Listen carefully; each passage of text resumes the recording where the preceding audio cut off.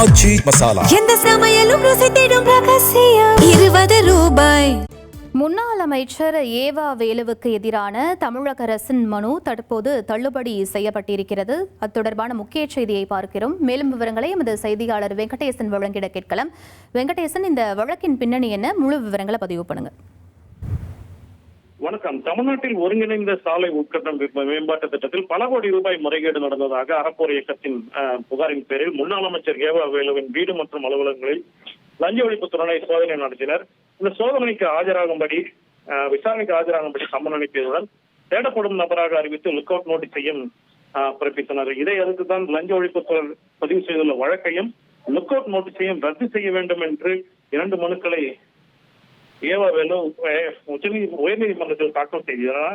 இந்த மனுக்களை விசாரித்த சென்னை உயர்நீதிமன்றம் ஏவா வேலு ஜூலை 12ஆம் தேதி நாடு திரும்புவதால் அவர் 15ஆம் தேதி போலி விசாரணைக்கு ஆஜராக வேண்டும் என்ற நிபந்தனையுடன் லுக் அவுட் நோட்டீஸை இடைக்கால தடை விதித்தது. மேலும் கடுமையான நடவடிக்கைகள் எதுவும் இருக்கக்கூடாது என்றும் உத்தரவு பிறப்பித்தது.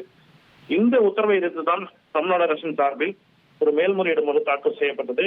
இந்த மேல்முறையீடு மனுவை உச்சநீதிமன்ற நீதிபதிகள் விக்ரம்நாத், சந்தீப் நேதா அடங்கிய அமர்வு விசாரித்தது.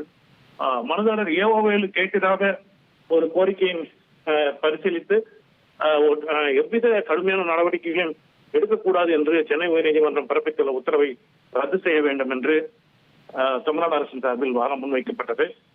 ஏவா வேலு சார்பில் ஏற்கனவே அவர் விசாரணைக்கு ஒத்துழைக்க தயார் என்ற வாதம் முன்வைக்கப்பட்டது.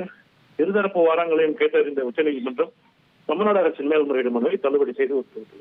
ஆச்சி மசாலா. எந்த சமையலும் ருசி தேடும் ரகசியம். 20 ரூபாய்.